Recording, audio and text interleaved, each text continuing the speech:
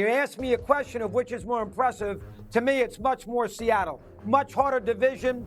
Obviously, we didn't know about Sam Darnold, how to get through San Francisco, played him 3 times, how to get through the Rams, they played him 3 times. The NFC West, far superior to the AFC East. The NFC overall is much more superior than the AFC was this year. Much better teams, as evidenced by the point spread at the next week in San Francisco. To me, as a sports fan, Seattle with Darnold, we didn't quite know what to expect. Young coach, we didn't quite know what to expect. And a much harder conference, I think they're more impressive than what the Patriots did. Swag?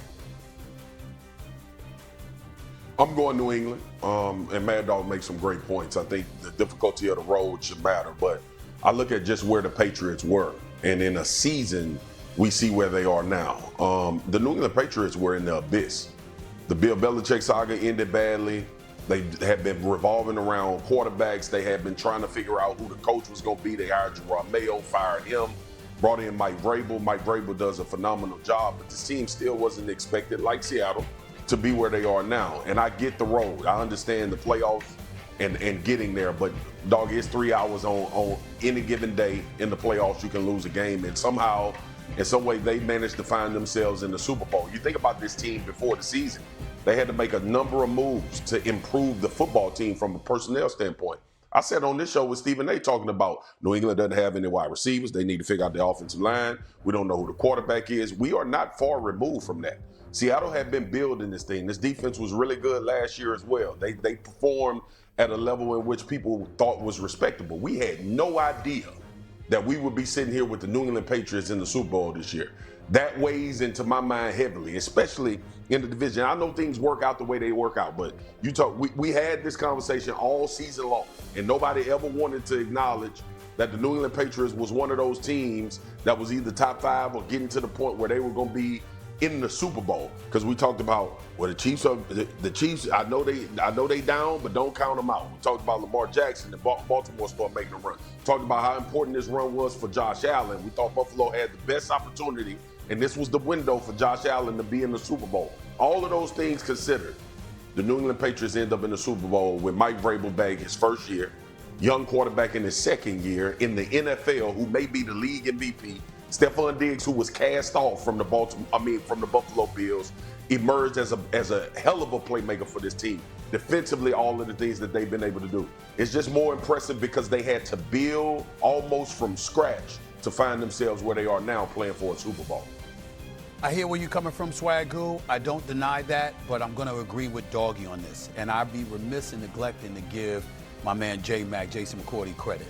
Because he came on my radio show, the Stephen A. Smith Show on Mad Dog Sports Radio, every weekday from 1 to 3 p.m. Eastern Standard Time. He came on my show yesterday, and he reminded me about something that I hadn't thought about at all, Swagoo. And you know what that was?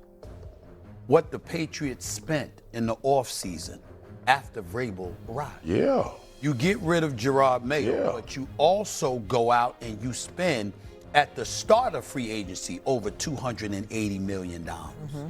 You ended up spending about $370 million. And so we can't look at it and be like, well, Gerard Mayo left, Mike Vrabel came in, and that's all. And Drake May, and look what has happened. They got a bunch of veterans. They spent a boatload of money.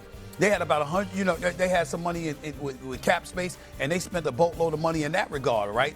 I think it was about $129 million in initial cap space that they had. So you did all of that, right? I'm looking at it from that standpoint. I'm like, okay, props to you, but that's not the same as Seattle.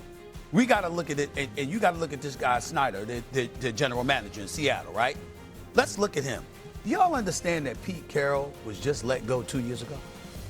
It wasn't like it was 5 years ago. It was 2 years ago. Mm-hmm. Last year was Mike McDonald's first year. You pluck him from the Baltimore Ravens. His first year, they're 10-7. They didn't make the playoffs last year. They're 10-7. It wasn't like they were 5-12 or something. They were 10-7. Okay? And this year, your second year, you're going to the Super Bowl. Who's leading you to the Super Bowl? It ain't just an all-world defense because you were a defensive coordinator and you bring that same signature to Seattle, and they got monsters on the defensive side of the ball. You got Marcus Lawrence from from the Dallas Cowboys. He was the Dallas Cowboys for the previous 11 years, right?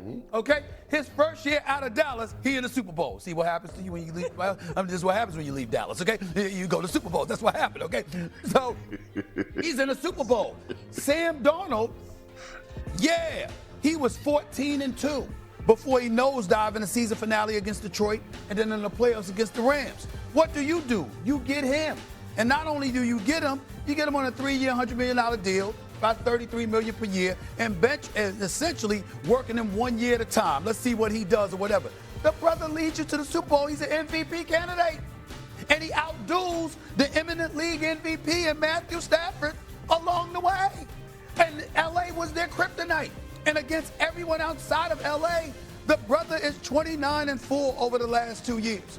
I'm just looking at it and I'm saying this GM deserves a whole bunch of credit because he moved on from Pete Carroll after moving on from Russell Wilson. You bring in McDonald, right? You get a defense going. You get a quarterback in Sam Darnold. You can run the ball. In Jigba, we didn't know this dude 2 years ago. His brother's all world. Cooper Kupp has been resurrected. Bobo, we never heard that name before. He catching touchdown passes in NFC championship games now. You're just looking at this and you're saying, wait a damn minute. This is a great, great story going on in Seattle. I would have to say that, yes, New England, major props to them. But the easiest schedule since 1999, this exorbitant spending that you engaged in, okay?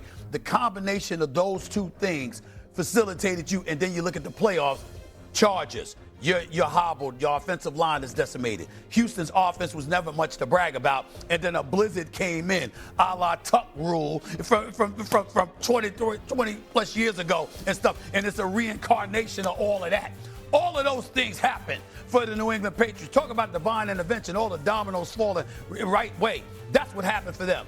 That is not the case with the Seattle Seahawks. The Seattle Seahawks are clearly the better story right now, no doubt in my mind. I do tend to agree with that. I mean, the turnaround in New England is fabulous, but if you put up that New England schedule, which I don't think we have time to do, almost every team they played this year has fired their coach outside of the Bengals and the Jets or a team from the NFC. Y'all, this the NFL, y'all. It's the NFL. I will say this to you. I mean, NFL, the fact that you get to play the Won Jets, the Super Bowl. The fact that you get to play the Jets twice and the Miami